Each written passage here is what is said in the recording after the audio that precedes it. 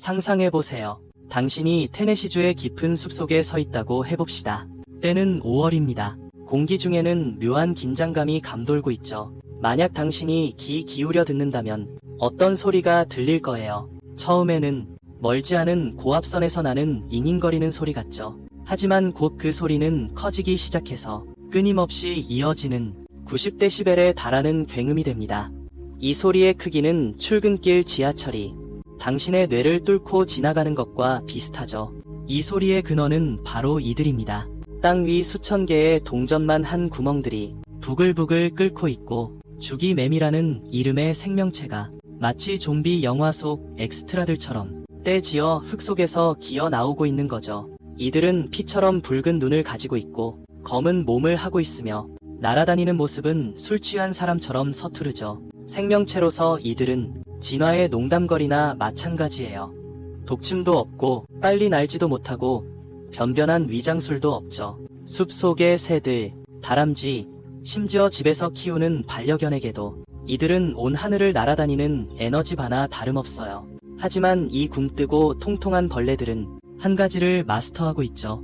인간 최고의 특수 요원들도 부러워할 만한 비법 말이죠. 바로 시간 여행입니다.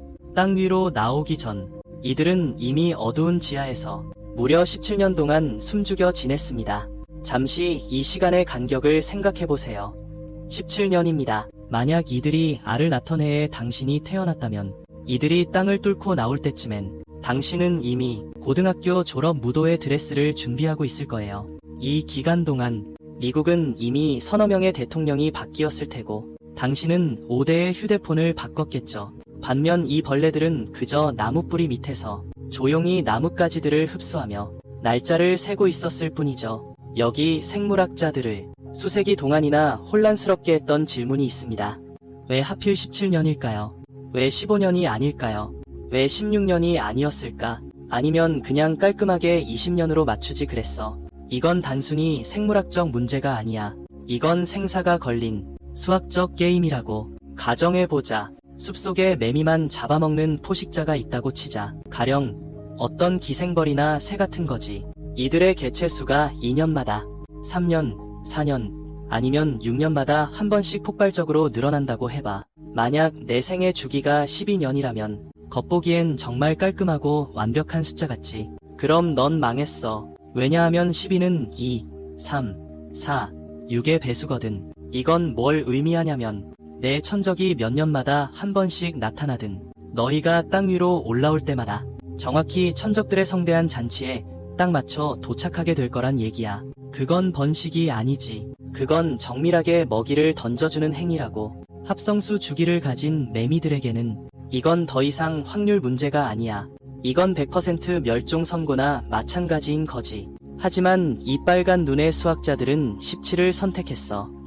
17은 완전한 반사회적 분자거든. 그는 협력을 거부해. 분해되는 것도 거부하지. 일과 자기 자신 외에는 어떤 숫자로도 그를 나눌 수 없어. 그는 외톨이 수야. 즉, 우리가 소수라고 부르는 거지. 진화라는 냉혹한 전쟁터에서 이런 수학적 고독은 가장 강력한 투명 방패가 되었어. 만약 천적의 주기가 4년이고 내 주기가 17년이라면 너희가 천적과 다시 맞닥뜨리려면 17 곱하기 4, 즉 68년을 기다려야 해. 새 한 마리에게는 이미 증손자의 증손자 세대의 일이겠지. 이게 바로 북미 숲속에서 12년, 14년, 15년 또는 16년 주기의 매미가 없는 이유야. 합성수를 선택했던 불운한 녀석들은 수백만 년 전에 이미 자연이라는 냉정한 회계사에 의해 장부에서 지워진 거지. 숲속에 보이지 않는 비석에는 합성수가 가득 새겨져 있을 거야.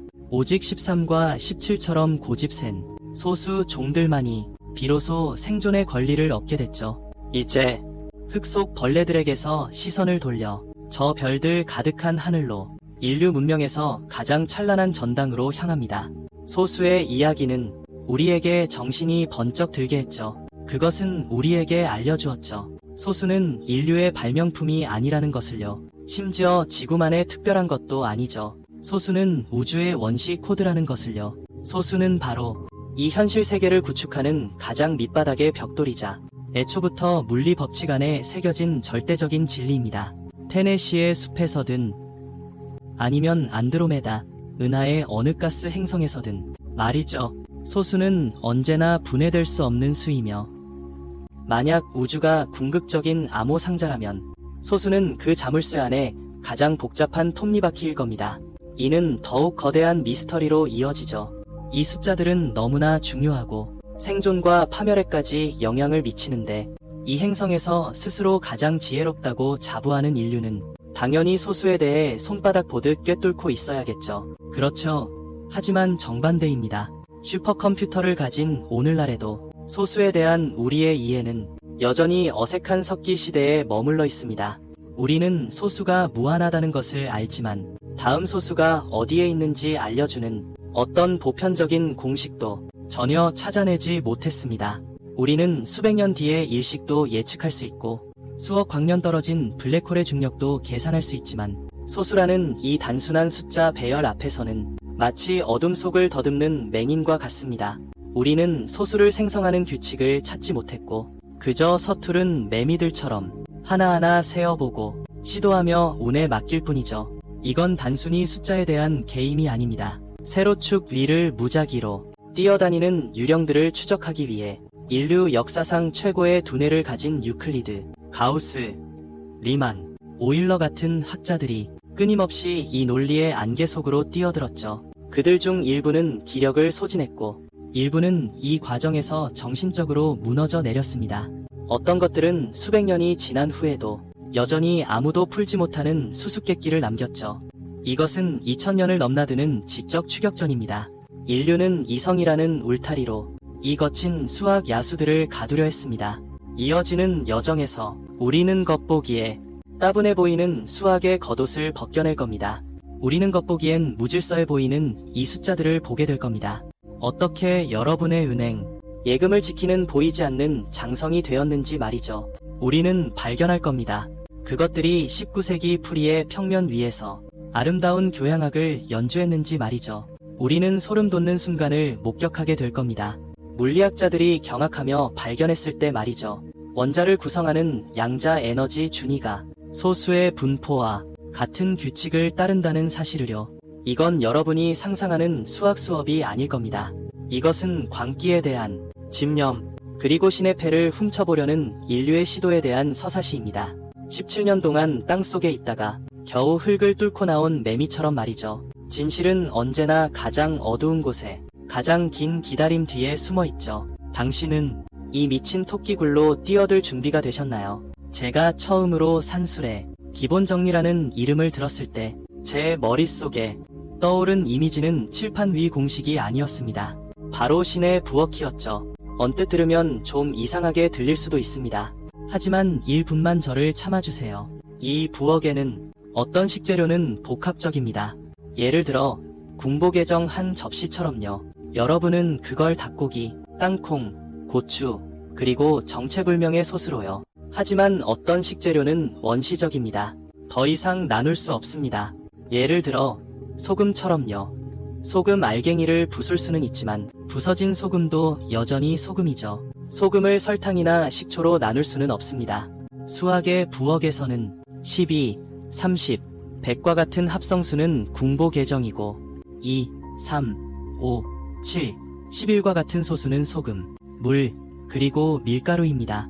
산술의 기본 정리는 우리에게 한 가지를 알려줍니다. 정말 놀라운 사실을 말이죠. 1보다 큰 모든 정수는 본질적으로 소수로 요리되어 만들어집니다. 11을 예로 들어볼까요? 겉보기에는 독립적인 숫자 같지만 사실 그 분자식은 2 곱하기 2 곱하기 3입니다. 예를 들어 30은요. 그 진짜 모습은 2 곱하기 3 곱하기 5이죠. 게다가 마치 물 분자의 공식이 항상 2개의 수소 원자에 1개의 산소 원자를 더하는 것과 같듯이 각 숫자의 소수 공식도 역시 독특합니다. 다른 소수 조합으로는 절대 숫자 30을 만들 수 없어요. 그래서 소수는 단순히 숫자가 아니라 수학 세계의 원소 주기율표입니다. 처음엔 이게 꽤 이해하기 쉽다고 생각했어요.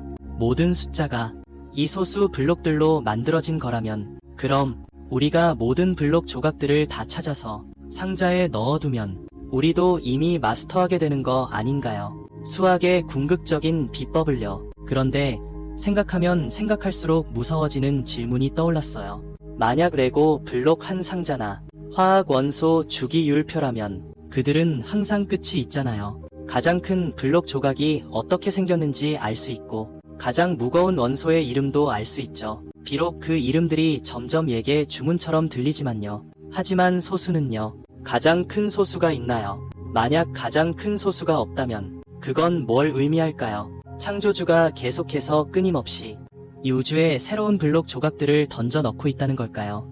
이건 끝이 없는 상자인 거죠. 이건 마치 이런 느낌이에요. 당신이 마침내 해변의 모든 모래알을 다 세었다고 생각하고 집으로 돌아가 시원한 맥주 한 잔 마시며 축하하려던 참인데 뒤돌아보니 해변이 계속해서 바깥으로 뻗어나가고 있는 거예요. 시야의 끝까지 말이죠. 게다가 하늘에서는 계속해서 새로운 모래알이 떨어지고 있고요. 이런 끝없는 느낌은 정말 사람을 미치게 만들 지경이죠. 다행히도 인류 역사상 해변에서 모래알을 새는 걸 좋아하는 그런 사람들은 늘 있었죠. 심지어 이 일을 철학적인 의미로 발전시키는 괴짜들도요. 여기서 우리는 고대 그리스의 위대한 유클리드를 이야기할 수 있습니다. 그때 사람들은 아직 연구 중이었죠. 컴퍼스로 완벽한 원을 그리는 방법을요. 하지만 기하학의 아버지인 그는 논리의 검을 뽑아들기로 결심했습니다. 이 끝없는 심연에 도전하기 위해서요. 그가 소수가 무한히 많다는 것을 증명한 방법은 수학사상 가장 우아한 반격이라고 할 수 있습니다. 그는 모든 모래알을 세려고 시도하지 않았습니다. 그건 너무 어리석은 짓이었죠. 그가 사용한 건 바로 기류법이라는 기법이었습니다. 그는 이렇게 했습니다. 만약 가장 큰 소수가 존재한다고 가정해봅시다. 우리는 그를 소수의 왕이라고 부릅시다. 그렇다면 모든 소수는 여기에 다 있을 겁니다. 우리는 그들을 하나의 목록으로 만들 수 있죠. 그러고 나서 유클리드는 간단한 행동을 했습니다. 그는 이 목록에 있는 모든 소수들을 2부터 시작해서 그 소수의 왕이라고 불리는 수까지 전부 다 곱했습니다. 그러면 아주 거대한 숫자가 나오겠죠. 우리는 그 수를 n이라고 부릅시다. 이어서 그는 이 n에 1을 더했습니다. 지금 이 새로운 숫자 n 더하기 1이 바로 흥미로운 지점입니다. 이 장면을 머릿속으로 그려보세요. 여러분이 나누어 떨어져야만 하는 파티를 열었다고 가정합시다. 목록에 있는 모든 소수들을 초대해서 말이죠. 목록에 있는 어떤 소수로 나누든 n 더하기 1은 결국 항상 어색하게 1이 남을 겁니다. 왜냐하면 n은 목록에 있는 모든 소수들의 곱이기 때문이죠. 그래서 n은 당연히 2로 나누어 떨어지고 3으로도 나누어 떨어지고 모든 소수로 나누어 떨어집니다. 그렇다면 n 더하기 1을 그들로 나누면 필연적으로 1이 남게 됩니다. 이게 뭘 의미할까요?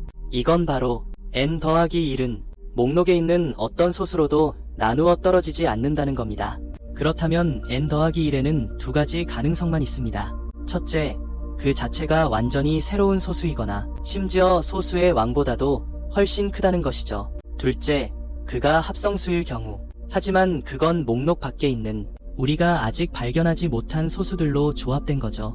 어느 쪽이든 간에 그 소수의 왕은 가장 큰 존재가 아니에요. 당신이 감히 가장 큰 소수를 찾았다고 말하는 순간 저는 이 방법으로 훨씬 더 큰 소수를 만들어낼 수 있죠. 당신의 주장을 한 방에 반박할 수 있다는 겁니다. 유클리드는 그렇게 너무나 가볍게 일련의 어떤 감정도 섞이지 않은 냉정한 논리로 우리가 마주한 것이 밑빠진 독과 같다는 걸 증명해냈죠. 이런 제약은 끝없이 이어진다는 거예요. 이 느낌은 마치 당신이 엄청난 노력과 힘을 들여서 마침내 산 하나를 겨우겨우 기어 올라갔는데 세상을 정복했다고 생각하는 순간 산 정상에 떡하니 편말 하나가 서 있는 걸 발견한 거죠. 거기엔 시작점에 오신 것을 환영합니다라고 쓰여 있었고요. 그 앞에 똑같은 산이 무한하게 펼쳐져 있다는 내용이었던 거죠. 산이 무한하다면 우리는 그 산들을 오를 방법을 찾아야만 하죠. 바로 이때 또 다른 고대 그리스인이 등장합니다. 그의 이름은 에라토스테네스였어요. 이분은 알렉산드리아 도서관의 관장이었습니다. 전해지는 바에 따르면 그는 지구의 둘레를 처음으로 계산해낸 사람이기도 해요. 하지만 그는 지구가 아직 충분히 크지 않다고 생각했나 봅니다. 그는 숫자의 바다를 측량하고 싶어 했죠. 그는 소수를 찾는 한 가지 방법을 발명했어요. 단순무식해 보이지만 엄청나게 효과적인 방법이었죠. 이 방법은 오늘날까지도 그의 이름으로 불리고 있어요. 바로 에라토스테네스의 채라고 말이죠. 상상해보세요. 고대 그리스의 뜨겁고 장렬하는 태양 아래 에라토스테네스가 아주 커다란 양피지 두루마리를 가져왔다고요. 만약 그가 1만 이내의 소수를 찾고 싶었다면 이 종이는 도서관의 긴 탁자를 전부 채울 정도였을 겁니다.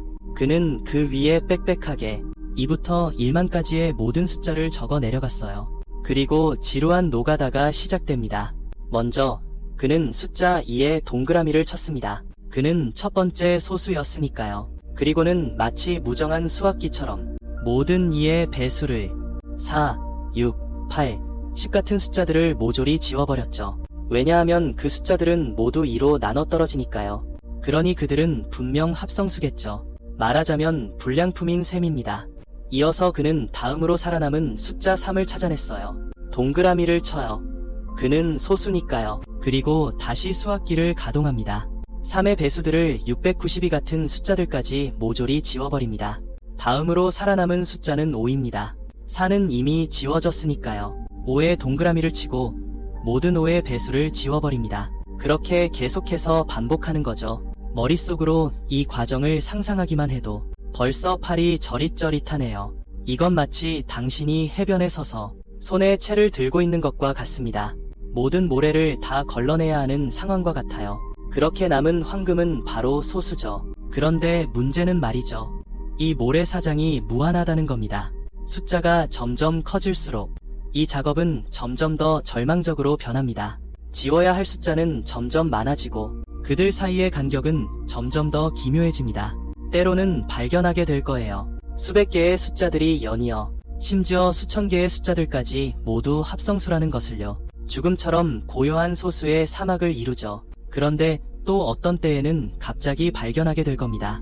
두 소수가 서로 바싹 붙어 있다는 것을요. 그 사이에는 짝수 하나만 두고서 말이죠. 예를 들면 11과 13처럼요. 마치 두 개의 끈질긴 잡초처럼 함께 자라나는 거죠. 이건 단순히 육체적인 노동이 아니에요. 물리적 스케일에서 말도 안 되는 일이죠. 오늘날까지도 우리가 슈퍼컴퓨터로 새로운 큰 소수들을 찾을 때 본질적으로는 말이죠.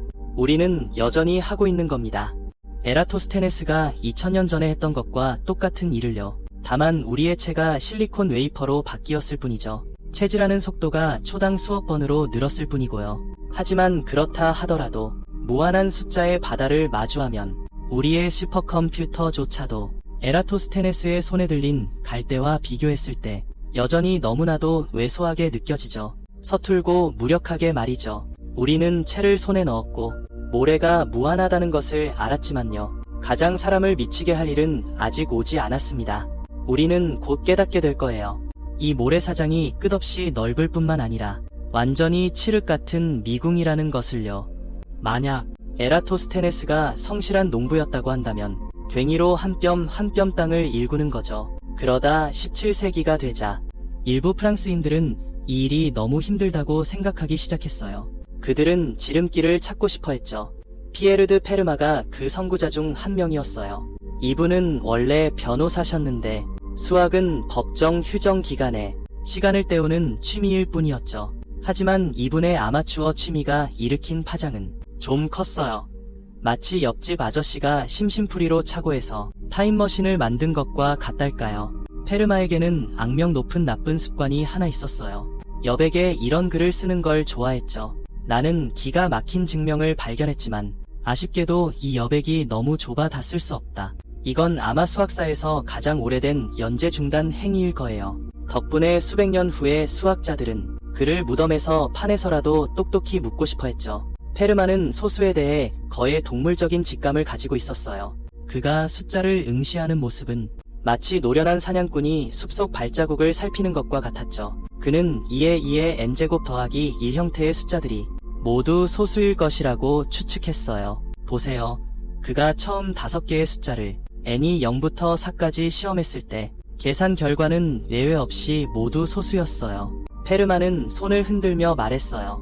이거야말로 완벽해. 소수를 만들어내는 마법의 공식이라고. 이 추측은 약 100년 동안 수학계를 지배했어요.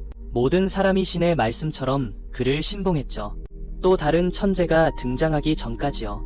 바로 레오나르트 오일러입니다. 오일러에 대해 말하자면 제가 두 마디 해야겠어요. 만약 수학계에 신이 있다면 오일러는 분명 신의 수석 비서일 겁니다. 이 사람은 수학 문제를 푸는 것이 마치 우리가 숨쉬는 것만큼이나 자연스러웠어요. 전해지는 이야기에 따르면 그는 아기를 안고 젖을 먹이면서도 동시에 수십 년 동안 유럽을 괴롭혔던 난제를 척척 풀어냈다고 해요. 나중에 그는 한쪽 눈을 잃었지만 아주 좋아. 방해가 더 줄어들었잖아 라고 말했죠. 그리고 나중에는 양쪽 눈이 모두 멀었음에도 오히려 논문 쓰는 속도는 더 빨라졌대요. 이 사람은 그야말로 인간형 계산 괴물이었어요. 오일러가 페르마의 그 유명한 공식에 시선을 돌렸을 때 마치 어른이 유치원에 들어선 것 같았죠. 그는 암산을 좀 해봤는데 맞아요. 바로 암산이었죠. 그러더니 됐어 라고 했어요. n이 5일 때 말이죠. 계산으로 나온 그 40억이 넘는 숫자는요.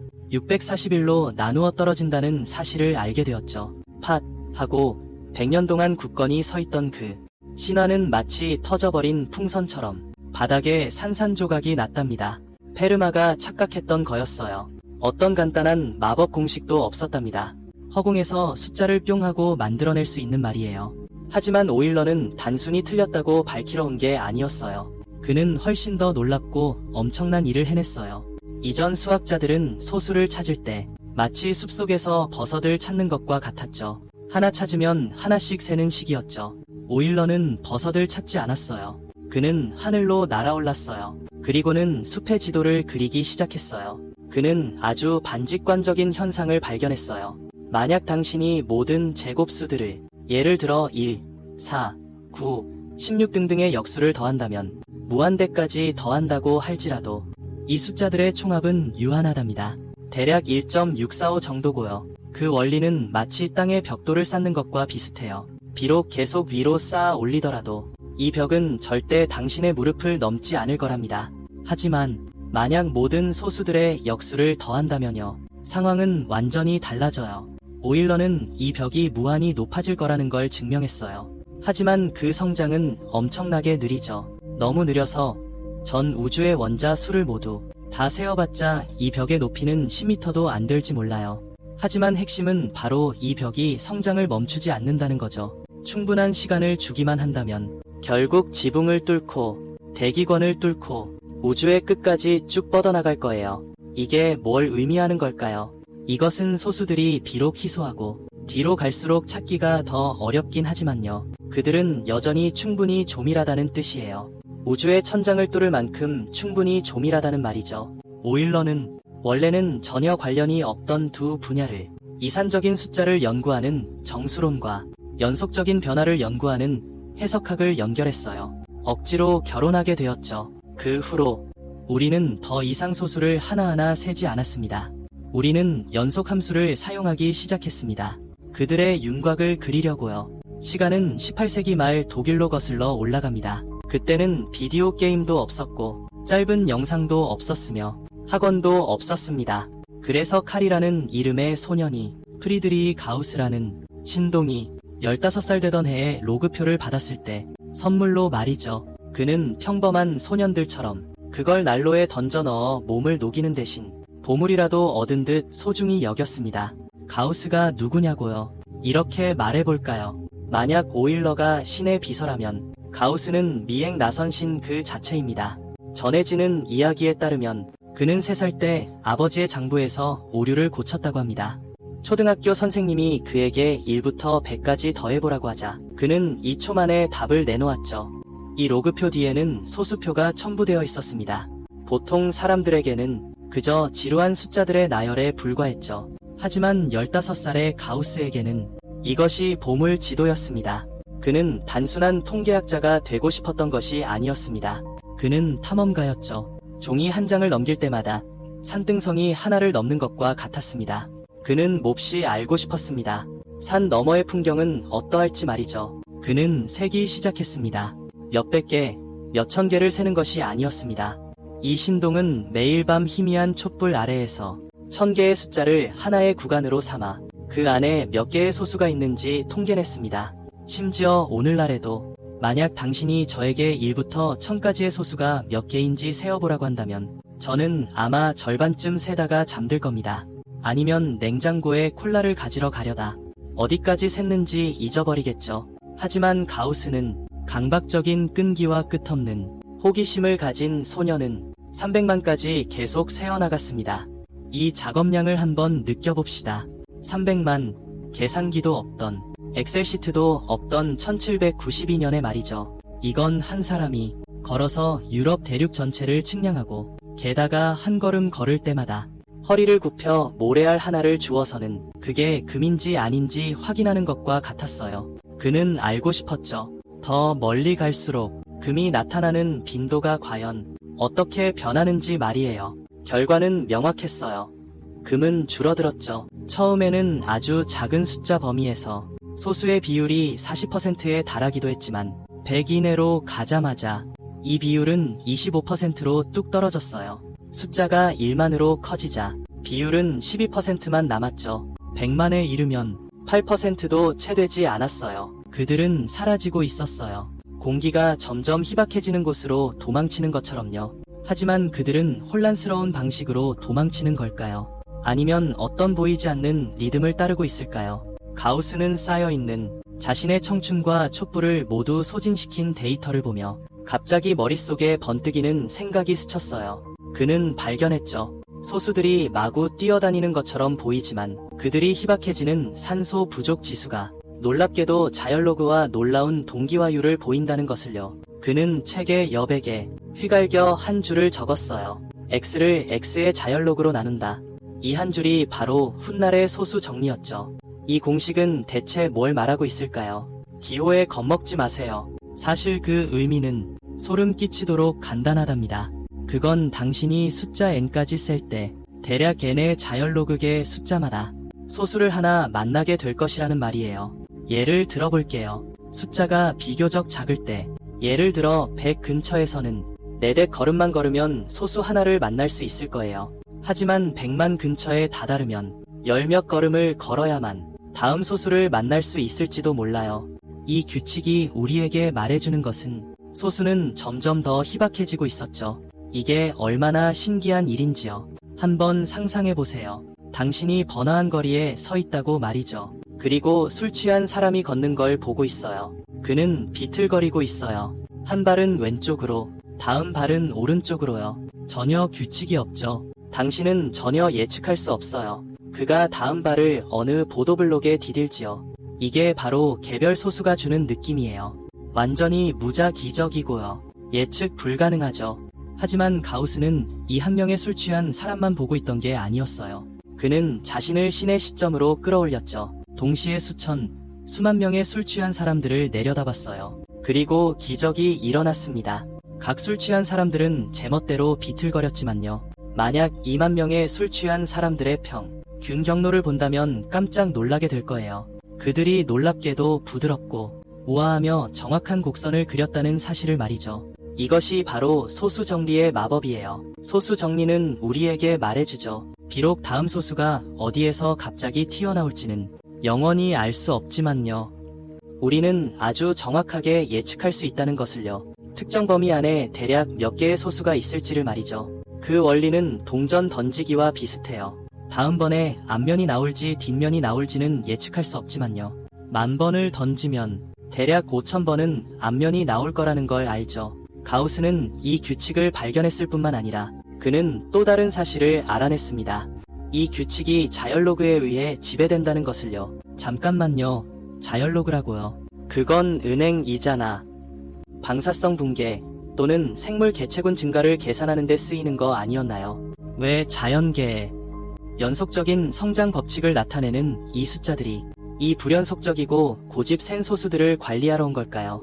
이건 마치 당신이 숲에서 버섯의 성장 분포를 연구하는데 결과적으로 발견하는 것과 같아요. 버섯의 위치가 베토벤 교향곡의 악보와 완벽하게 일치한다는 것을요. 이것은 소름 돋는 경외감이죠.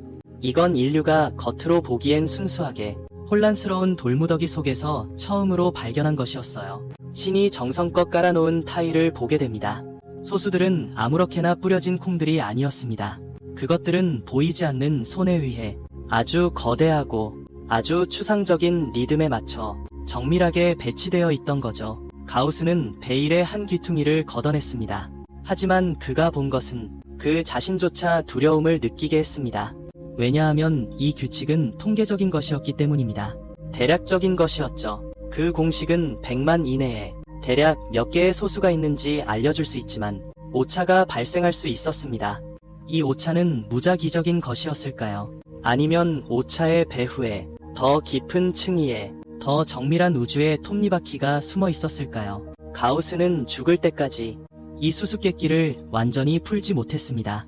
그는 이 놀라운 미스터리를 남겼습니다. 마치 바톤을 어두운 허공 속으로 던져버린 것처럼요. 그는 줄곧 직선의 세로축 위를 달리며 그 유령들을 쫓으려 했습니다. 수십 년 후 가우스의 한 제자, 극도로 수줍음이 많고 사람들 앞에서 큰 소리로 말하는 것조차 꺼려했던 한 젊은이가 조심스럽게 이 바톤을 집어들었습니다. 그는 깨달았습니다. 이 유령들을 잡으려면 직선 2만 달리는 것으로는 부족하다는 것을요. 그는 이 직선을 찢어내어 우리를 완전히 새로운 차원으로 데려가기로 결심했습니다.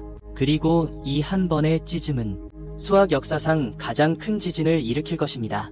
여러분, 혹시 그런 회의에 참석해 보신 적 있으신가요? 제가 무슨 말을 하는지 아시죠? 모두가 심각한 표정을 하고 있고 무대 위의 사람은 온통 전문 용어뿐인 PPT를 읽고 있는 창밖의 햇살은 눈부시게 아름다워 가슴 아프고 여러분은 아래에 앉아 영혼이 발가락 끝부터 조금씩 빠져나가는 것을 느끼며 차라리 파리가 되어 날아가 버리고 싶은 그런 회의여. 1963년 스타니스와프 울람은 바로 그런 회의에 참석 중이었습니다.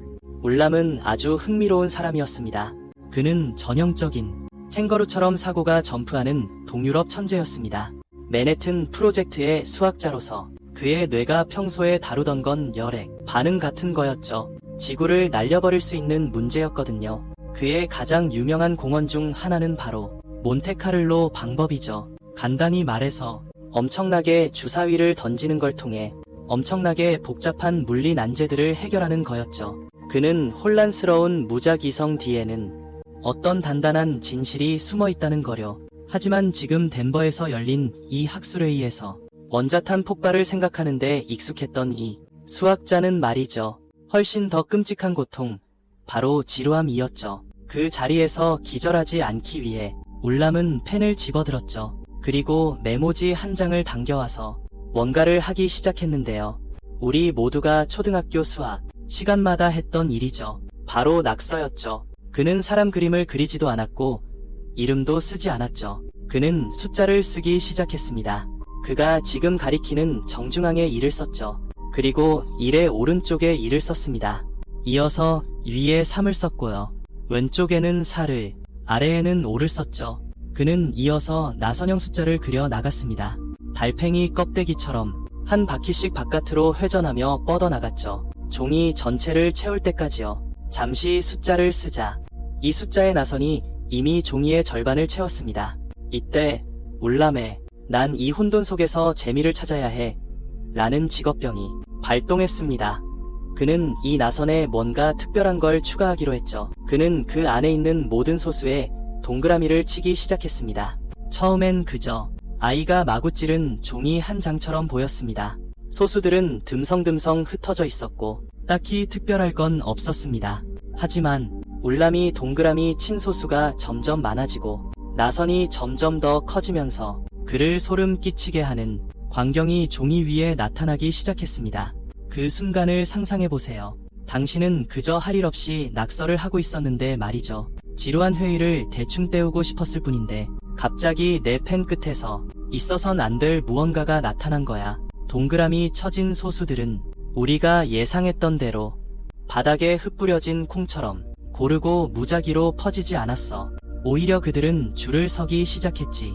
그들은 서로 밀착해서 선명하게 보이는 대각선을 이루었어. 울람은 얼어붙었어. 일반적인 무작위 분포도에서는 내가 봐야 할 것은 예전 오래된 TV에 신호가 없을 때 나오는 스노우 노이즈, 즉 완벽한 백색 소음이잖아. 하지만 울람의 종이에서는 내가 보는 건 상처야. 검은색이고 끊어질 듯 이어지는 절개선이 흰 종이에 깊이 새겨져 있지. 그는 유명한 로스앨러모스 연구소로 돌아온 후 가장 먼저 한 일은 컴퓨터를 한 대 가져오는 것이었어. 그건 1963년 당시의 거대한 기계였지. 자기 테이프를 사용하는 종류 말이야. 그 컴퓨터로 이 나선을 수만 수백만에 달하도록 그리게 했어. 결과는 충격적이었어. 아무리 크게 그려도 그 대각선들은 여전히 선명하게 보였어. 어떤 대각선은 놀랍도록 길었지. 소수들은 병사처럼 가지런히 그 위에 서 있었어.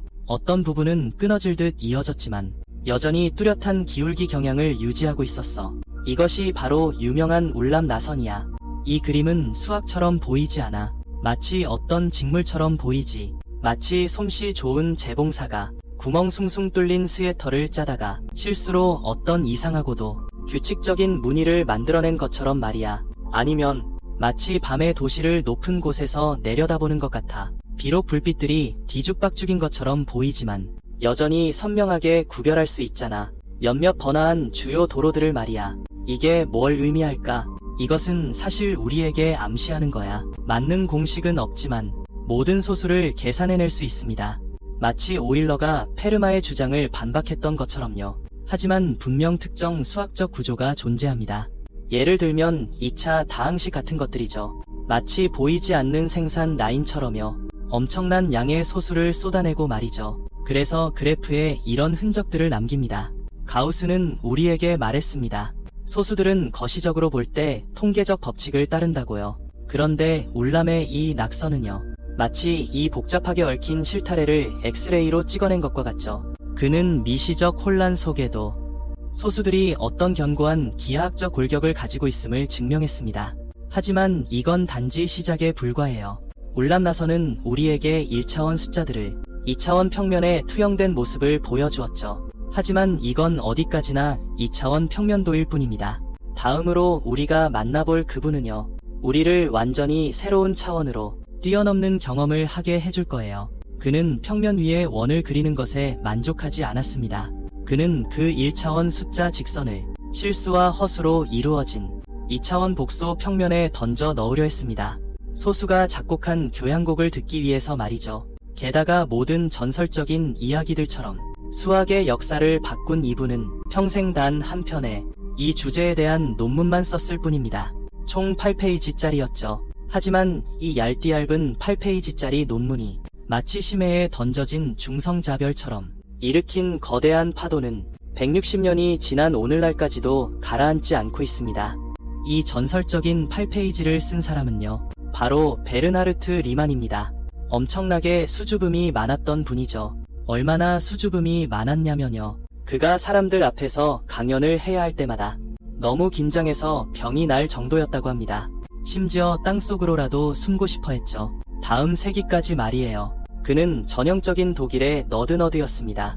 몸은 허약했고 항상 기침을 했죠. 하지만 이 허약한 몸 속에는 우주를 뒤집어 엎을 만한 엄청난 두뇌가 들어있었습니다. 그는 가우스의 제자였죠. 맞아요. 바로 그 소수들을 세기 위해 눈 빠지게 셀 뻔했던 신동 가우스가 만년에 이 수줍음 많은 학생을 보았을 때 아마도 마치 늙은 마법사가 손에 횃불을 들고 있는, 그러나 알지 못하는 그 횃불이 숲 전체를 태워버릴 수 있다는 것을 모르는 견습생을 보는 것과 같았을 겁니다. 1859년 33세의 리만은 베를린 과학 아카데미의 통신회원으로 선출되었습니다. 관례에 따라 새 회원은 과제 하나를 제출해야 했습니다. 즉, 논문 한 편이었죠. 자신이 이 직책에 어울린다는 것을 증명하기 위해서요. 그때의 리만은 신체 상태가 이미 매우 나빴습니다. 가난과 폐결핵이 유령처럼 그를 괴롭혔습니다. 아마도 시간의 촉박함을 예감했기 때문일 겁니다. 그는 바쁜 와중에 소수에 관한 논문을 즉흥적으로 한 편 썼습니다. 이 논문에서 리만은 마치 술 취한 가이드 같았습니다. 우리를 데리고 수학의 미로를 미친 듯이 질주했죠. 그는 증명을 건너뛰고 단계를 생략했습니다. 자주 이것은 명백하다고 덧붙이곤 했습니다. 혹은 간단한 계산으로 알 수 있다고요. 이는 후대의 수학자들을 무려 160년 동안 미치게 만들었습니다.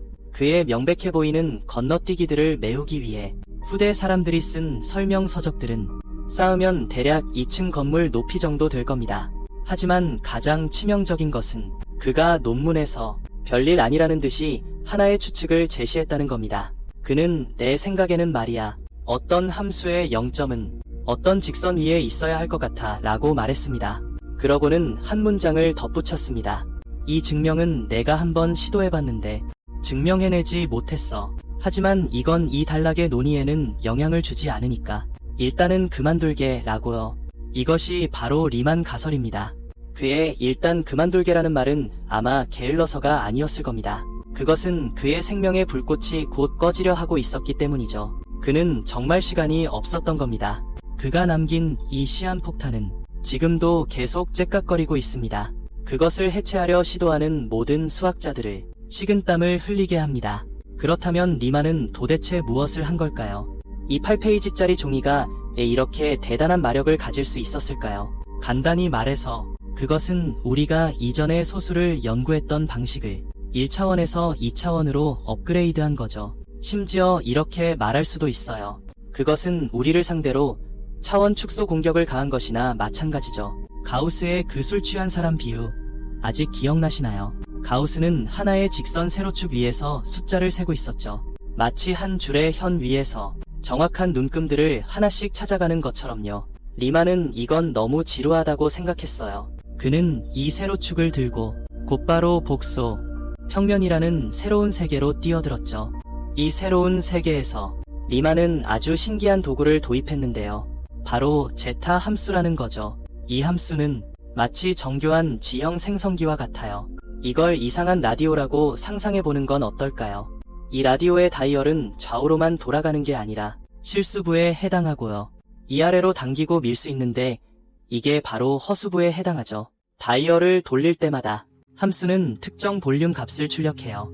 원래 평평했던 숫자들의 세계는 순식간에 기복이 심한 산맥으로 변하죠. 여기엔 구름까지 닿는 높은 산봉우리도 있고 바닥을 알 수 없는 깊은 협곡도 있죠.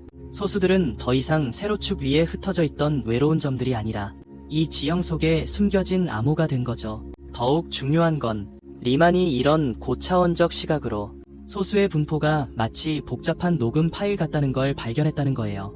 지상에서 들으면 온통 잡음뿐이지만 하지만 마치 사운드 엔지니어처럼 이 녹음 파일을 분해해보면 알게 될 거예요. 사실 이 소리들이 하나하나 순수한 사인파로 겹쳐져 만들어졌다는 것을요. 이제부터가 진짜 하이라이트예요. 제타 함수로 생성된 기복심한 지형 중에서 아주 특별한 지점들이 있어요. 볼륨이 갑자기 사라지고 죽음 같은 정적이 흐르는 곳이죠. 즉 함수값이 0이 되는 지점이에요. 우리는 이 지점들을 0.0g라고 불러요. 리만은 이 세계를 침묵으로 물들이는 지점들을 주시하다가 놀라운 비밀을 발견했어요. 이 0점들은 그냥 아무렇게나 흩어져 있는 게 아니었습니다. 그것들은 좀 이상한 배척성을 보였죠. 너무 가까이 붙어 있는 걸 싫어했고 그렇다고 너무 멀리 떨어져 있는 것도 아니었습니다.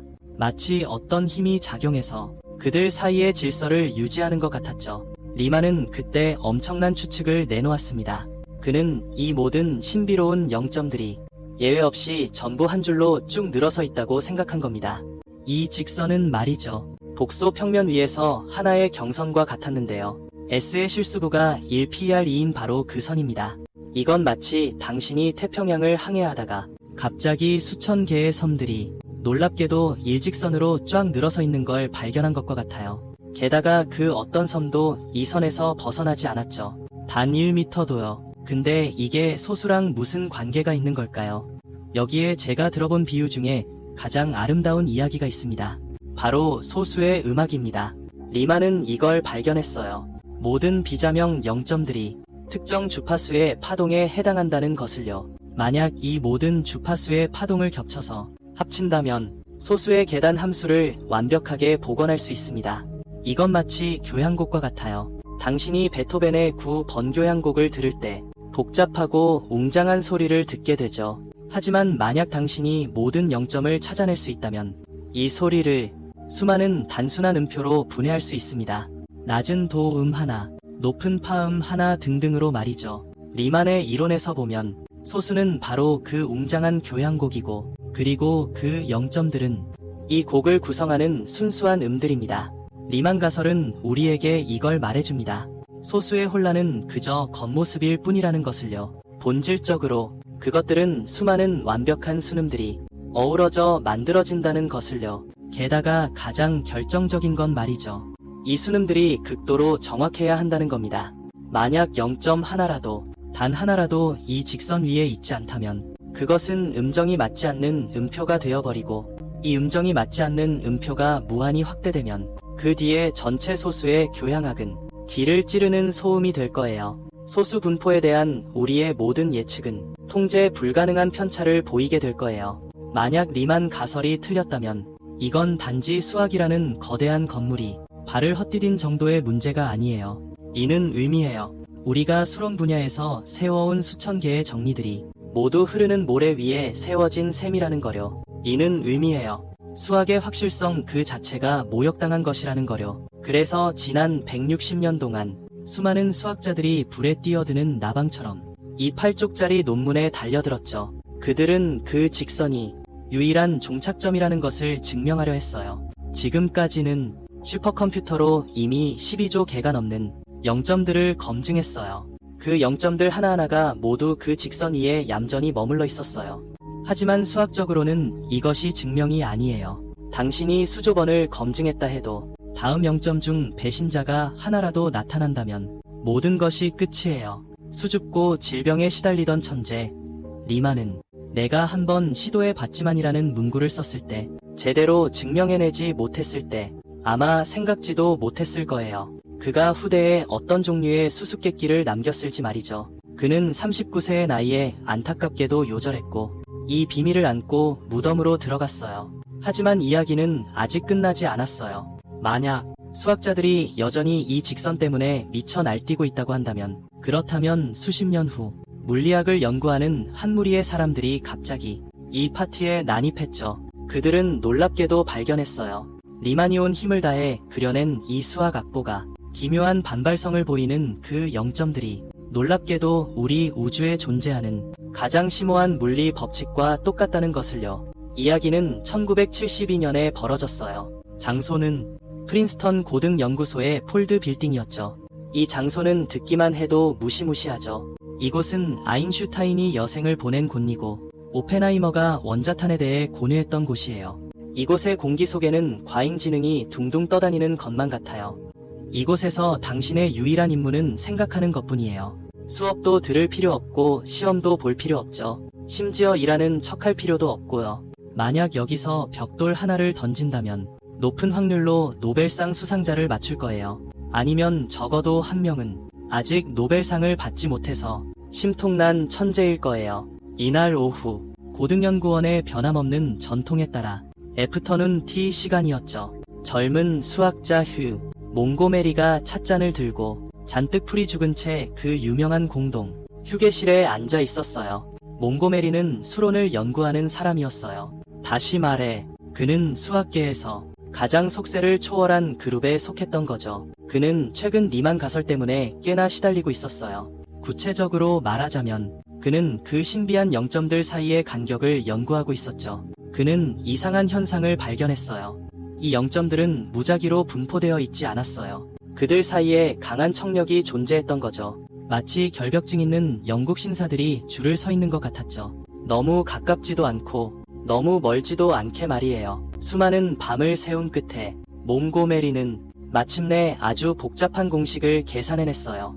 이런 예의 바른 거리감을 묘사하기 위해서요. 하지만 그에게는 한 가지 작은 문제가 있었어요. 이 공식이 너무 이상해 보였던 거죠. 그는 비록 계산해냈지만 그것이 무엇을 의미하는지는 몰랐어요. 그는 마치 당신이 땅에서 파낸 모양이 이상한 톡이 같았어요. 그게 값비싼 골동품인지 아니면 누가 아무렇게나 버린 요강인지 알 수 없는 거죠. 몽고메리는 당시 심지어 의심했어요. 자신이 헛수고를 하고 있는 건 아닌지 말이에요. 몽고메리가 찻잔을 보며 멍하니 있는데 의미 없어 보이는 이 공식을 머릿속 쓰레기통에 버리려던 순간 한 노인이 다가왔어요. 예에 바르게 물었죠. 젊은이, 뭔가 곤란한 일이 있는 것 같군. 이 노인은 프리먼 다이슨이었어요. 만약 다이슨이 누구인지 모른다면 다이슨 스피어를 검색해보세요. 맞아요. 바로 그 항성 전체를 감싸서 에너지를 흡수하는 미친 구상이었죠. 그는 이 행성에서 가장 뛰어난 물리학자 중 한 명이었어요. 우주의 궁극적인 운명과 양자론, 그리고 핵무기 설계에 대해 생각하는 부류의 사람이었죠.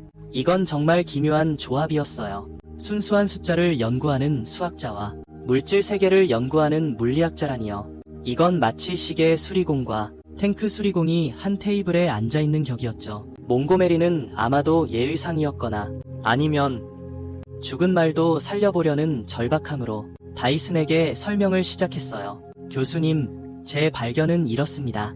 몽고메리가 말했죠. 저는 리만, 제타 함수의 비자명 0점을 연구하고 있었습니다. 제가 발견한 건 말이죠. 그들이 직선 위에서 분포하는 방식이 아주 흥미롭다는 겁니다. 그들은 강렬한 배척성을 보였어요. 심지어 무한히 먼 곳에서도 말이죠. 그들은 어떤 난해한 규칙을 엄격하게 따랐습니다. 저는 그들의 쌍상관 함수를 유도해냈습니다. 공식은 대략 이렇게 생겼죠. 몽고메리는 말하면서 냅킨이나 아무 종이에나 그를 골치 아프게 했던 공식을 써 내려갔습니다. 다이슨은 그 공식을 잠시 뚫어져라 보았습니다. 1초, 2초, 3초, 그의 눈이 갑자기 휘둥그레졌어요. 장담하건대 그 순간 그의 손에 들린 찻잔마저 흔들렸을 거예요. 이게 뭐라고요? 다이슨이 물었어요. 이건 리만 가설의 0점 분포 법칙입니다. 몽고메리가 답했죠. 아니야. 다이슨의 목소리는 아마 떨리고 있었을 겁니다. 이건 수학이 아니야. 이건 물리학이야. 다이슨은 몽고메리에게 말했어요. 이 공식은 내가 10수년간 연구해온 것과 똑같아.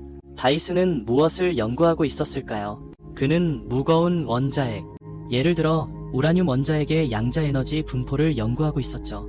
여기서 잠깐 설명하자면 양자 역학에서는 무거운 원자핵에 충격을 가했을 때 그 에너지 준위는 연속적이지 않고 마치 계단처럼 층이 나누어져 있습니다. 하지만 무거운 원자핵은 내부의 수많은 양성자와 중성자가 미친 듯이 충돌하고 있죠. 이 시스템은 극도로 복잡하며 물리학자들은 이를 양자 혼돈 시스템이라 부릅니다. 다이슨은 발견했습니다. 이 에너지 준위들, 즉 에너지 계단 사이의 간격이 무작위가 아니라는 사실을요. 그것들은 마치 결벽증이 있는 영국 신사들처럼 특정한 통계적 법칙을 따르고 있었습니다. 이 법칙은 무작위 행렬 이론이라 불립니다. 그리고 이론의 핵심 공식은 바로 몽고메리가 방금 종이에 적었던 그 한 줄이었습니다. 그 순간 프린스턴 티룸의 공기는 얼어붙었습니다. 이것이 무엇을 의미하는지 잠시 멈춰 생각해보세요. 한쪽에는 소수가 있습니다. 그것은 순수한 사고의 산물입니다. 고대 그리스인이 모래 위에 그렸고 가우스가 촛불 아래서 세웠으며 리만이 연습장에 계산해낸 것입니다. 그것은 절대적이고 추상적이며 어떠한 물리적 실체도 없는 수학의 세계에 속합니다. 우주가 폭발하더라도 물질이 존재하지 않게 되더라도 소수는 여전히 소수입니다. 17은 여전히 1과 17로만 나누어 떨어지죠. 다른 한쪽에는 무거운 원자핵이 있습니다. 그것은 물질 세계를 구성하는 초석입니다. 원자폭탄을 만드는 원료이자 항성을 불태우는 연료입니다. 그것은 양자역학의 법칙을 따르며 불확실성과 혼돈으로 가득 찬 물리적 실체입니다. 도대체 왜일까요? 전혀 상관없어 보이는 이 두 가지가 하나는 순수 논리의 유령이고 하나는 딱딱한 물질인데 완벽하게 동일한 수학적 법칙을 따르는 것일까요? 그것은 그들이 같은 언어를 공유하기 때문입니다. 예측 불가능함 속의 질서 말입니다. 이것은 단순한 우연이 아닙니다. 이것은 마치 베토벤 교향곡의 악보를 연구하다가 결국 이런 사실을 발견한 것과 같습니다. 그의 멜로디는 마치 내 집 뒤뜰 개미들이 이사가는 경로 지도와 똑같았어. 이는 소름 돋는 가능성을 암시했는데 바로 이거야. 소수는 단순히 숫자가 아니라는 거지. 리만 가설 속 그 0점들, 그 신비로운 파동들은 단순히 수학적 장난이 아니야. 어쩌면 그것들은 어떤 실제하는 물리 시스템의 에너지에 해당할 수도 있어. 소수의 분포 법칙은 사실 어떤 고차원 물리 법칙이 수직선에 투영된 것일 수도 있다는 거야. 그렇다면 우리 우주가 본질적으로 소수에 의해 구동되는 양자 컴퓨터라는 뜻일까? 물리학자들은 환호했어. 만약 리만 가설이 양자 혼돈 시스템과 관련 있다면 어쩌면 순수 수학적인 방법으로 증명하는 대신 물리 실험으로 알아낼 수 있을지도 몰라. 반면 수학자들은 더 깊은 사색에 잠겼어. 그들은 줄곧 자신들이 현실과 무관한 고도의 지적 유희를 즐기고 있다고 생각했는데 갑자기 깨달은 거야. 자기 손 안에 바둑돌이 우주를 구성하는 벽돌이었다는 사실을 말이야. 그날 오후의 우연한 만남은 몽고메리 다이슨 가설이라고 불리게 되었어. 그것은 수학계 최대의 미스터리와 물리학계의 가장 심오한 이론을 단단히 묶어버렸어. 그날부터 리만 가설의 해답을 찾는 것은 더 이상 단순히 100만 달러 상금을 타기 위함도 리만이 남긴 8쪽짜리 구멍을 메우기 위함도 아니게 되었어. 그것은 우주의 원초적 코드를 찾는 궁극적인 모험이 된 거지. 만약 누군가 리만 가설을 풀어낸다면 그가 풀게 될 것은 소수의 비밀뿐만이 아닐 거야. 그는 혼돈에 대해, 양자에 대해, 그리고 왜 세상이 지금과 같은 모습인지에 대한 궁극적인 해답을 풀게 될지도 몰라. 하지만 이 문은 너무나 무거웠어. 한때 인류는 충분히 노력하면 이성이 모든 수수께끼를 정복할 수 있다고 믿었지. 하지만 이내 한 논리학자가 싸늘하게 이 문에다 봉인지를 딱 붙여버렸죠. 헛수고하지마. 어떤 문은 영원히 밀어서 열 수 없는 법이지. 인간이 확실성을 좇는 데 있어 얼마나 오만했었는지를 이해하려면 독일 괴팅겐에 한번 가봐야 해요. 그곳에 묘비 하나가 있는데 말이죠. 그 시대 수학계의 교황이었던 다비트 힐베르트의 것입니다. 1900년 인류 이성의 황금기였던 그때는 말이죠. 우리는 전등을 발명하고 자동차도 만들었고 막 엑스레이를 발견한 참이었죠. 우리는 스스로 무한한 능력을 가졌다고 여겼습니다. 힐베르트가 그의 파리 수학자 대회에서 마치 모세가 10계명을 반포하듯 23가지 수학 난제를 쭉 나열했습니다. 그는 전 세계 수학자들에게 이렇게 말했죠. 가거라, 얘들아. 이 문제들을 모두 풀어낸다면 우리는 우주의 게임을 클리어할 수 있을 것이다. 힐베르트에게는 하나의 꿈이 있었습니다. 그는 이렇게 바랐습니다. 수학이 정밀한 독일제 기계식 시계 같기를 말이죠. 이 시계 안에서는 말이에요. 벽돌 하나하나가, 즉 공리들이 모두 빈틈없이 딱 들어맞고 톱니바퀴 하나하나가, 즉 정리들이 모두 완벽하게 맞물려서 태연만 제대로 감아주면 그 시계가 스스로 움직이고 절대 멈추거나 삐걱거리지 않을 거라고요. 게다가 어떤 순간이든 정확하게 계산해낼 수 있고 시계바늘의 위치를 알아낼 수 있을 거라고요. 그는 진리라면 어떤 것이든 반드시 증명될 수 있다고 굳게 믿었습니다. 알 수 없는 것은 존재하지 않는다고요. 30년 후, 그러니까 1930년에 그는 고향 퀘니히스베르크에서 열린 한 라디오 연설 중 그 유명한 선언을 남기게 됩니다. 이 말은 후에 그의 묘비에 새겨지게 되죠. 우리는 반드시 알아야 한다. 우리는 알게 될 것이다. 이 말은 프로이센식의 자신감으로 가득 차 있으며 심지어 명령조의 어투를 띠고 있죠. 마치 우주가 그에게 설명을 빚진 것만 같았어요. 그 시절 수학자들은 말이죠. 정말 자신들이 진리의 종착점에 서 있다고 믿었죠. 결승선에서 막판 스퍼트를 준비 중이라고요. 하지만 마치 타이타닉호가 그랬듯 첫 항해에서 빙산에 쾅 부딪혔던 것처럼 말이죠. 힐베르트의 꿈의 배는요. 돛을 올리고 항해를 시작하기도 전에 빈에서 온 한 두꺼운 안경을 쓴 젊은이가 몇 장의 얇디얇은 논문으로 완전히 침몰시켜버렸죠. 이 젊은이의 이름은 바로 쿠르트 괴델이었습니다. 괴델은 좀 별난 사람이었어요. 어느 정도였냐고요. 그는 아마 이런 사람이었을 거예요. 복도에서 마주치는 걸 최대한 피하고 싶을 만한 사람이었죠. 그는 극도로 편집증이 심해서 늘 누가 자신을 독살하려 한다고 생각했대요. 그래서 아내가 해준 밥 외엔 그 누구의 밥도 먹지 않았답니다. 이런 이성적인 광기는요. 그의 말년에 절정에 달했는데요. 아내가 병원에 입원해 밥을 해줄 수 없게 되자 이 논리의 대가는요. 결국 정말 스스로를 굶겨 죽음에 이르게 했다는 사실. 하지만 1931년에는요. 이 25살의 편집증 환자가 전 인류 이성주의의 기념비에 가장 시원한 한 방을 날렸죠. 그는 유명한 불완전성 정리를 발표했어요. 이름은 좀 어렵게 들릴 수도 있지만 그 핵심 내용은 말이죠. 그야말로 수학적인 꼼수나 다름없었답니다. 여러분은 그 유명한 거짓말쟁이의 역설을 들어보셨을 겁니다. 만약 어떤 사람이 내가 지금 하는 말은 거짓말이야 라고 말한다면 그 말은 과연 참일까요? 거짓일까요? 만약 참이라면 그것은 거짓말이 되어버리죠. 만약 거짓말이라면 그것은 참이 되어버리고요. 이런 언어적인 무한 반복은요, 마치 자신의 꼬리를 물고 도는 뱀과도 같죠. 괴델은 여기서 정말 기가 막힌 일을 해냈답니다. 그는 이런 꼼수를 엄격한 수학 공식으로 바꿔버렸어요. 그가 증명한 건 말이죠. 어떤 충분히 복잡한 수학 시스템, 그러니까요. 힐베르트의 그 완벽한 시계 안에서도 말이죠. 항상 참인 명제가 분명히 존재하지만 그 시스템 내부에서는 결코 그것이 참이라는 걸 증명할 수 없다는 사실을요. 이건 마치 신이 이 시스템의 코드 안에 일부러 백도어를 남겨둔 것과 같아요. 당신은 그 안에 백도어가 있다는 걸 알죠. 그걸 볼 수 있지만 당신 손에는 그걸 열 수 있는 어떤 열쇠도 없죠. 이 정리는 힐베르트 프로그램에 사형 선고를 내린 것이나 마찬가지였어요. 힐베르트는 완벽하고 맹점 없는 수학 대성당을 세우고 싶어 했죠. 하지만 괴델은 그에게 말했어요. 이 대성당의 기초에는 태생적으로 균열이 있고 그걸 절대 고칠 수 없다고요. 이게 리만 가설에겐 뭘 의미할까요? 이건 그야말로 악몽이죠. 수학자들은 가장 끔찍한 가능성을 걱정하기 시작했어요. 만약 리만 가설이 바로 그 괴델 명제라면 어떻게 해야 할까요? 만약 리만 가설이 진실이고 모든 영점이 정말 그 선 위에 있다고 해도 우리가 영원히 수학적 논리로 그것이 진실임을 증명할 수 없다면요. 그럼 어쩌죠? 이건 곧 우리가 지금 쓰는 많은 리만 가설 기반의 수학 도구들이 본질적으로 모두 불법 건축물이라는 뜻이에요.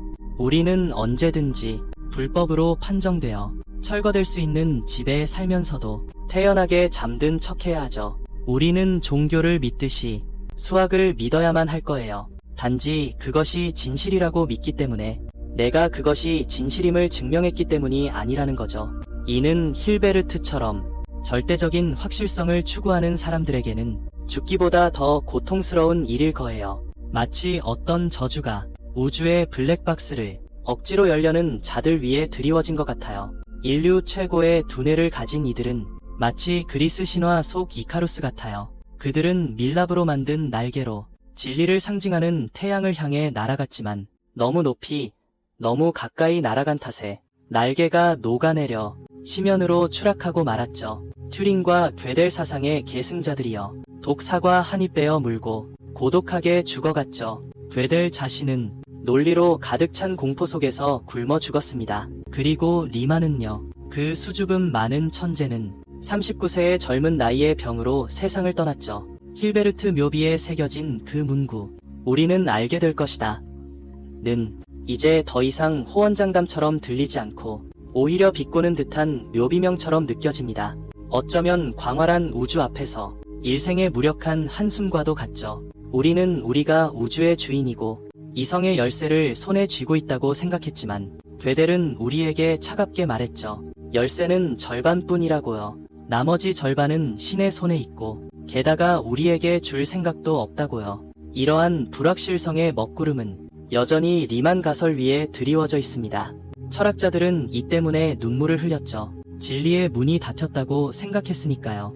하지만 더 흥미로운 건 철학자들이 울고 있을 때 진리 따위엔 전혀 신경 쓰지 않는 사람들이 있었으니 바로 암호학자와 스파이들이었죠. 그들은 조용히 바닥에 돌멩이를 주워 들었습니다. 그들의 생각은 아주 실용적이었죠. 우리가 이 복잡한 소수 미로를 영원히 완전히 이해할 수 없다면 차라리 그 복잡성을 이용해서 뭔가를 숨기자. 고어 수학계에는 하디라는 영국 신사가 있었는데요. 그는 전형적인 케임브리지 학자였죠. 차를 마시고 크리켓을 하고 응용 과학을 경멸했죠. 그가 평생 가장 자랑스러워했던 한 가지는 바로 자신이 연구한 학문인 수론이 전 세계에서 가장 순수하고 쓸모없는 것이라는 점이었어요. 그는 자서전 어떤 수학자의 변명에서 이렇게 진심으로 썼습니다. 어떤 수학적 발견도 전쟁에 사용된 적이 없다. 이는 나의 영광이다. 그에게 소수는 하늘의 별이나 박물관의 공룡 화석과 같았죠. 아름답고 신비롭고 고귀했지만 절대 총이나 대포를 만드는데 사용되지는 않을 것이라고요. 단 한 푼의 돈 냄새도 묻히지 않을 겁니다. 고상하게 들리죠? 그렇죠. 하지만 역사가 가장 좋아하는 일은 바로 그런 고상한 환상을 산산조각 내는 것입니다. 심지어 그의 무덤 위에서 춤을 추는 것이죠. 하디가 사망한 지 얼마 되지 않아 2차 세계 대전이 끝났습니다. 냉전이 시작되었죠. 세상은 모든 곳에 스며드는 도청기가 되었습니다. 모두가 서로의 비밀을 엿듣고 있었죠. 모두가 온갖 방법을 동원해서 숨기려 했습니다. 바로 자신들의 비밀을요. 갑자기 하디의 눈에는 가장 쓸모없어 보이던 소수 이론이 전 세계 정보기관들이 가장 간절히 원하는 무기가 되었습니다. 만약 하디가 요즘 해커들이 자신의 이론으로 비트코인을 훔치거나 국가안보국이 소수를 사용해서 핵미사일 발사 코드를 암호화한다는 사실을 알았다면 그는 화가 나서 관에서 기어나와 자신의 크리켓 방망이로 우리 머리를 세게 때렸을 겁니다. 소수는 왜 자물쇠가 되었을까요? 그것들은 아주 특별한 성격을 가지고 있기 때문입니다. 바로 비가역성입니다. 현대 암호학의 초석에 대해 이야기해 볼까요? RSA 알고리즘입니다. 이 세 글자에 겁먹지 마세요. 그 원리는 사실 간단합니다. 마치 부엌에서 요리하는 것과 같죠. 당신 손에 달걀 2개가 있다고 상상해 보세요. 이제 당신의 임무는 이 달걀 2개를 그릇에 깨놓고 골고루 섞는 것입니다. 아주 쉽죠? 그렇죠. 심지어 3살짜리 아이도 젓가락을 들고 그것들을 노란 달걀 물 한 그릇으로 만들 수 있죠. 이 과정은 너무나도 매끄럽습니다. 이제 제가 이 달걀 물 한 그릇을 당신 앞에 내놓겠습니다. 그리고 핀셋을 하나 드리죠. 당신에게 달걀 노른자와 흰자를 완벽하게 분리해서 원래 달걀 2개로 되돌리라고 하겠습니다. 어떻게 하시겠어요? 아마 사람을 때리고 싶을 겁니다. 왜냐하면 이건 단순히 어려운 것을 넘어 이건 마치 열역학제 2법칙이 당신에게 가운데 손가락을 치켜 세우는 것이나 마찬가지이기 때문이죠. 이것이 바로 소수 암호화의 원리입니다. 컴퓨터 세계에서는 2개의 거대한 소수를 예를 들어 수백 자리 숫자를 곱하는 건 단 한순간이면 충분해요. 당신 휴대폰 프로세서가 하품 한 번 할 시간 안에 계산해낼 수 있죠. 하지만 만약 거꾸로 하려고 한다면 이 거대한 곱셈의 결과물을 그 원래의 2 숫자로 다시 분해하는 것은 즉 소인수 분해라고 불리는 거죠. 그야말로 악몽과 다름없어요. 설령 당신이 동원한다 해도 전 세계에서 가장 강력한 슈퍼컴퓨터를 밤낮으로 쉬지 않고 계산한다고 해도 수백만 년이 걸릴지도 모른대요. 이것이 바로 당신이 온라인 쇼핑할 때 감히 신용카드 비밀번호를 입력하는 이유입니다. 왜냐하면 달걀을 원래대로 되돌리는 방법을 아는 건 오직 당신뿐이기 때문이죠. 반면 해커는 그 달걀 액체를 보며 그저 속수무책으로 바라볼 뿐이죠. 우리는 이 겉보기엔 간단해 보이는 수학적 사실을 2개의 큰 숫자를 곱하는 것은 매우 쉽지만 그 결과값을 원래의 2 숫자로 분해하는 것은 매우 어렵다는 것을 전 세계 수조 달러 자산을 지키는 방어문으로 만들었죠. 이 난제는 수학에서 큰 숫자, 인수분해라고 불리는데 이게 얼마나 미친 짓인지 아세요? 우리는 심지어 불법적인 숫자를 만들어내기까지 했어요. 2001년쯤이었어요. 정말 터무니없는 일이 일어났죠. 한 프로그래머가 저작권법에 항의하기 위해 일부러 거대한 숫자를 만들어서 계산해냈어요. 이 숫자를 만약 이진수 코드로 변환하면, 즉 0과 1로 이루어진 코드의 나열이죠. 그것은 정확히 금지된 바로 그 DVD 저작권 보호를 해제할 수 있는 프로그램이었어요. 그래서 미국의 디지털 밀레니엄 저작권법에 따르면 이 소수를 소유하거나 전파, 전시하는 것이 불법 행위가 되었죠. 한번 상상해보세요. 어떤 숫자 하나가 자연계의 본래부터 존재했던 한 정수가 세상에 법으로 금지되었다는 겁니다. 만약 당신이 그것을 종이에 쓰거나 아니면 티셔츠에 인쇄해서 길거리에 입고 나간다면 당신은 걸어다니는 금지 품목이 되는 거죠. 경찰은 당신을 체포할 권리가 있어요. 단지 당신 가슴에 숫자 하나가 인쇄되어 있다는 이유만으로요. 이건 아마 하디가 꿈에도 상상 못했을 장면일 거예요. 그가 가장 순수하다고 생각했던 숫자들 말이죠. 지금은 돈 냄새가 진동할 뿐만 아니라 심지어 범죄 기록까지 있을 수도 있죠. 하지만 이야기 속에는 치명적인 숨겨진 문제가 도사리고 있습니다. 우리가 이전에 언급했듯이 우리는 소수를 완전히 이해하지 못합니다. 우리는 그저 소수에 대한 우리의 무지를 이용하고 있을 뿐입니다. 모든 현대 암호 체계는 여러분의 위챗페이나 핵무기 발사 코드 등 간에 그 안전성이 하나의 가정 위에 세워져 있습니다. 우리는 큰 소수를 분해하는 것이 어렵다고 가정하지만 만약 이 가정이 틀렸다면요. 만약 내일 아침 리만과 같은 천재가 잠에서 깨어나 기지개를 켜다가 갑자기 소수를 빠르게 분해할 수 있는 공식을 발견한다면요. 아니면 직접적인 분해가 아니더라도 리만 가설이 제공하는 어떤 심오한 통찰을 통해 이 벽을 우회하는 지름길을 찾아낸다면요. 그 순간 전 세계 금융 시스템은 순식간에 무방비 상태가 될 것입니다. 모든 은행 계좌, 모든 국가 기밀, 모든 개인 채팅 기록이 마치 뚜껑이 열린 통조림처럼 햇빛 아래 드러날 것입니다. 이건 우리가 모든 금은 보화를 금고 안에 넣어 잠가두는 것과 같습니다. 그런데 이 금고의 자물쇠가 사실은 우리가 아직 완전히 이해하지 못하는 어떤 금속으로 만들어졌다는 거죠. 우리가 걸고 있는 건 아직 아무도 이 금속을 끊어내지 못할 거라는 도박입니다. 하지만 이 칼날은 항상 우리 머리 위에 매달려 있죠. 특히 양자 컴퓨터의 그림자가 다가오고 있습니다. 이 녀석은 그야말로 소수의 천적이라고 할 수 있죠. 슈어 알고리즘이라는 것이 이미 증명했습니다. 만약 양자 컴퓨터가 충분히 강력하다면 소수를 분해하는 속도가 뜨거운 칼이 버터를 자르듯이 빠를 거라는 거려. 그날이 오면 지금의 RSA 암호화는 종이로 만든 창문처럼 맥없이 무너질 것입니다. 수학자들은 소수를 열심히 연구하며 그 진짜 모습을 밝히려고 노력하고 있습니다. 한편 정보기관과 은행가들은 제발 이해하지 못하기를 은밀히 기도하고 있었죠. 제발 알아내지 못하게 해주세요. 영원히 미스터리로 남아있기를 바랐죠. 이 얼마나 역설적인 상황인가요? 인간 이성에 빛나는 증거이자 바로 수학적 증명이 인류 사회 안전에 가장 큰 위협이 되고 말았으니 말이에요. 우리는 우리의 무지를 이용해서 우리의 부를 지키고 있는 거죠. 그러니 다음에 비밀번호를 입력할 때 고집스럽고 분해하기 어려운 소수들에게 감사하는 것을 잊지 마세요. 그들은 당신 사생활의 마지막 방어선이니까요. 하지만 이 돈 냄새 가득하고 첩보전이 난무하는 이야기 속에서도 여전히 순수한 빛이 존재했어요. 수백만 달러의 연봉을 받는 은행가들과 특수 요원들이 소수를 이용하고 있을 때였죠. 한 사람이 있었는데 그는 한 서브웨이 샌드위치 가게에서 일하며 샌드위치를 만드는 틈틈이 순수한 열정으로 소수를 쫓고 있었답니다.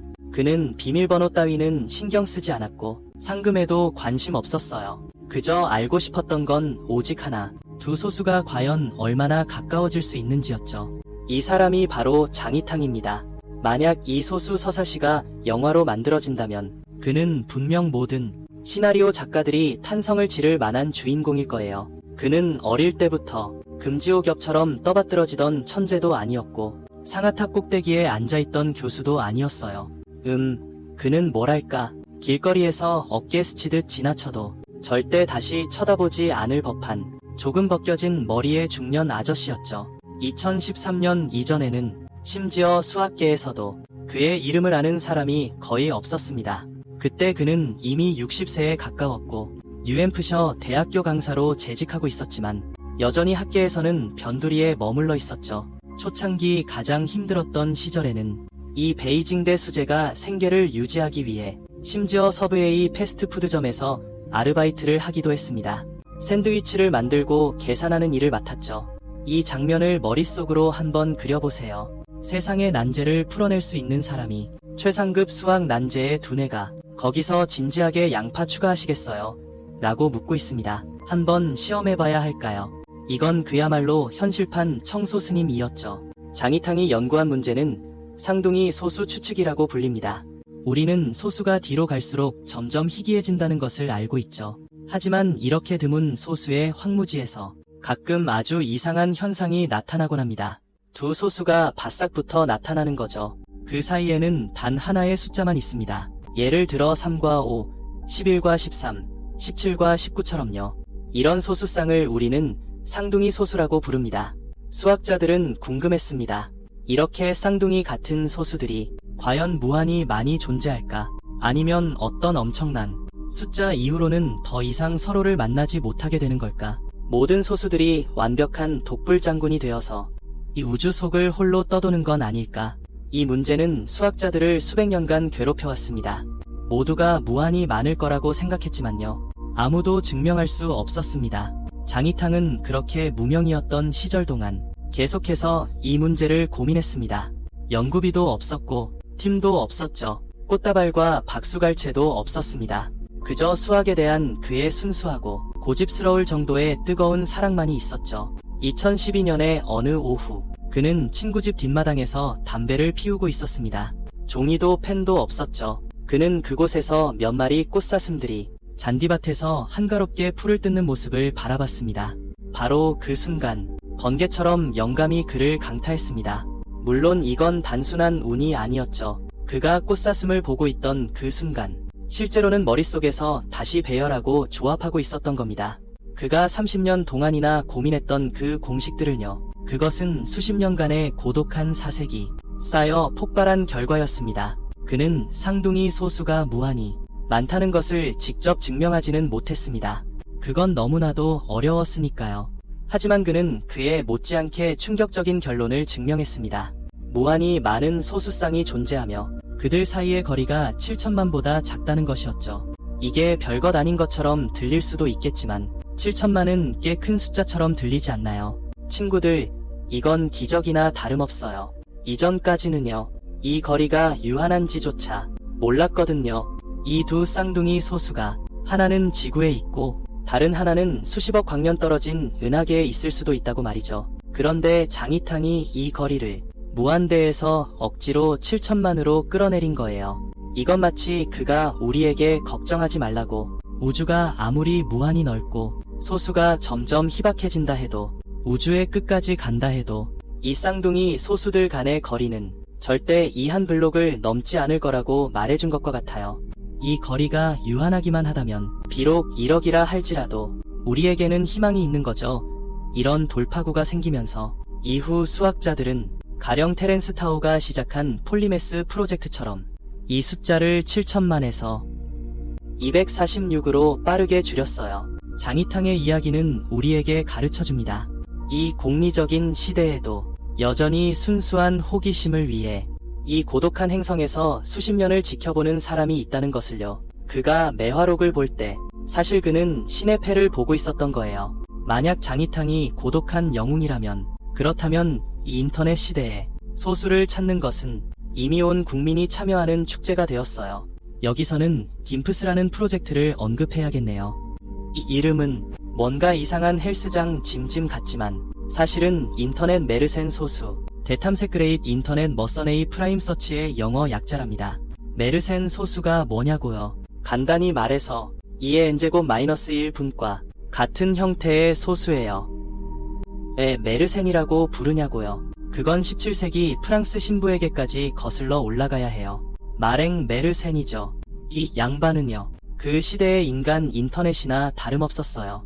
그는 신부였지만 과학에 열정적이었고요. 특히 편지 쓰는 걸 정말 좋아했어요. 그는 당시 모든 최고 과학자들, 데카르트 같은 사람들과 페르마와 파스칼 모두 통신을 유지했죠. 누군가 새로운 발견을 하면 메르센에게 말하기만 하면 다음 날이면 유럽 전역의 과학자들이 모두 알게 됐어요. 그는 그 시대의 라우터였죠. 이제 메르센 소수를 찾는 것은 현대의 골드러시가 되었어요. 하지만 당신은 삽이 필요 없어요. 그저 컴퓨터 한 대만 있으면 되죠. GMPS 프로젝트는 전 세계 수만 대의 유휴 컴퓨터 연산력을 활용해요. 예를 들어 잠잘 때 켜두는 화면 보호기 같은 거죠. 이들을 하나의 슈퍼컴퓨터로 연결해서 밤낮 없이 거대한 숫자를 검증하는 데 사용하죠. 이건 그야말로 연산력의 대이동이라고 할 수 있어요.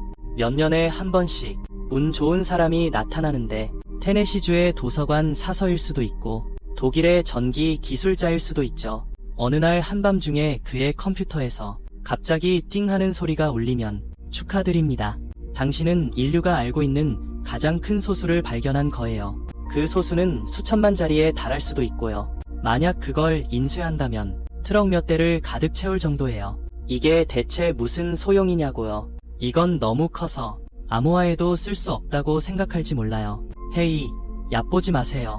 이 소수로 장을 볼 수는 없겠지만 이것은 바로 테스트하는 데 필요한 슈퍼컴퓨터 성능의 궁극적인 벤치마크 소프트웨어랍니다. 그 시절 인텔의 유명한 펜티엄 칩 부동 소수점 연산 버그는 한 수학자가 쌍둥이 소수를 계산하다가 우연히 발견한 것이었죠. 그리고 오늘날 JMPS의 소프트웨어 프라임 95는 전 세계 컴퓨터 유저들이 테스트하는 CPU 안정성의 궁극적인 도구가 되었어요. 만약 당신의 칩이 이 프로그램을 멈추지 않고 끝까지 실행한다면 안심하고 핵폭발을 시뮬레이션하거나 날씨를 예측하는 데 사용할 수 있을 거예요. 더 중요한 것은 이것이 값싼 영혼이 될 수 있다는 점이에요. 당신이 소수를 하나 발견하면 그 소수는 기록으로 남게 되고 심지어 당신의 이름으로 명명될 수도 있답니다. 이 광활한 우주에서 평범한 사람들이 흔적을 남기는 가장 강력한 방법이에요. 돌에 새긴 것보다도 더 오래가죠. 왜냐하면 돌은 풍화되니까요. 하지만 숫자는 영원하답니다. 인류가 멸종한다 해도 그 숫자는 여전히 그곳에 남아있을 거고 다음 문명이 발견해주길 기다릴 거예요. 우리는 더 이상 에라토스테네스처럼 해변에서 홀로 원을 그리지 않아요. 가우스처럼 촛불 아래서 홀로 밤을 새우지도 않죠. 우리는 진리를 찾는 임무를 전 세계가 협력하는 게임으로 만들었어요. 수많은 작은 프로세서들이 세상 곳곳에서 잉잉거리고 있죠. 그들은 인류를 대신해서 그 오래된 사명을 수행하고 있어요. 끝없는 어둠 속에서 미세하게 빛나는 소수들을 찾고 있죠. 자, 이제 복잡한 공식들과 값비싼 슈퍼컴퓨터들 그리고 소란스러운 인터넷에서 생각을 거두고 눈을 감고 크게 숨을 들이쉬세요. 이 모든 것이 시작된 곳으로 저와 함께 돌아가 봐요. 테네시주의 그 숲으로요. 지금은 아마 한밤중일 거예요. 달빛이 축축한 흙 위에 쏟아지고 주변은 나뭇잎 바스락거리는 소리만 들릴 정도로 고요하죠. 하지만 우리 발 아래 그 두꺼운 부엽토층 깊숙한 곳에서는 수억 마리의 매미 유충들이 여전히 자신들의 오래되고 조용한 산수 문제를 풀고 있어요. 그들은 누가 가우스인지 모르고 리만 가설이 맞는지 틀리는지 신경 쓰지 않아요. 게다가 RSA, 아모아가 인류의 은행 계좌를 보호할 수 있는지 없는지에는 더욱 관심이 없죠. 그저 그곳에서 조용히 나무뿌리의 수액을 빨아먹으며 날짜를 세고 있죠. 1년, 2년, 17년째 되는 그 초여름까지요. 그들은 집단으로 땅을 뚫고 나올 거고 삶의 그 광란의 축제를 완성할 거예요. 이것이야말로 정말 기막힌 아이러니죠. 뇌 피질조차 없는 이 작은 벌레들이 유전자에 새겨진 본능에 따라 소수의 성질을 완벽하게 이용하며 지구에서 수억 년 동안 번성해왔어요. 그리고 만물의 영장이라 자부하는 우리는 최고의 지능을 동원하고 천재들의 두뇌를 쥐어짜며 2000년 넘게 끈질기게 추구해왔지만 여전히 이렇게 되는지를 증명하려다 탈모가 진행되고 있죠. 자연의 직관 앞에서 우리가 자랑스러워하는 이성은 너무나 서투르고 느리고 심지어 좀 우스꽝스러워 보입니다. 이 길을 되돌아보면 우리는 정말 믿을 수 없는 마라톤을 달려왔어요.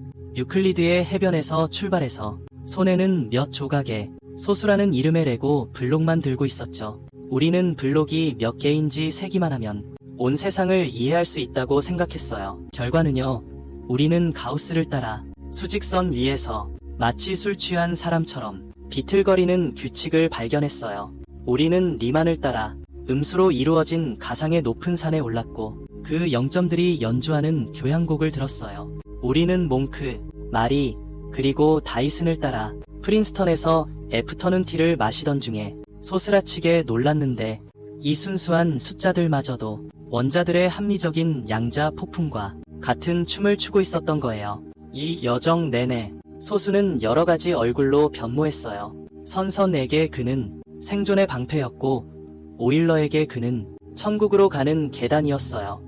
은행가에게 그는 금고의 열쇠였죠. 양자 물리학자에게 그는 원자의 멜로디였습니다. 이것은 마치 우주가 우리에게 차원을 넘나드는 장난을 치는 것 같아요. 그는 같은 비밀을 흙 속에 숨겼고 정원에도 숨겼고 우리 생각 속에도 숨겼어요. 우리가 어디를 보든지 결국 보게 되는 것은 그 미소인지 비웃음인지 모를 얼굴이었죠. 가장 기본적인 소수들로 이루어진 그 얼굴 말이에요. 솔직히 말하면 이야기가 여기까지 왔지만 저는 후련함을 느끼지 못했습니다.